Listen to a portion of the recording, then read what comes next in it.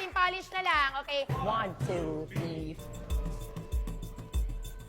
5, 6, 7, 8. Zoom, gali, stigel. Guys, pagkasara nga yung bintana, meron kasi mga naninilip na spy eh. Ha? Ano spy? Gwawalis nga lang kami dito eh. Oo nga eh. Nakuwalis lang kami dito. Di ako spy.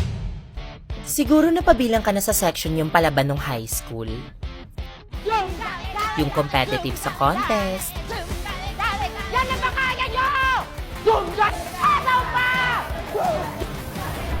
Nag-uungusan sa food fest. Free manicure and pedicure for your mother?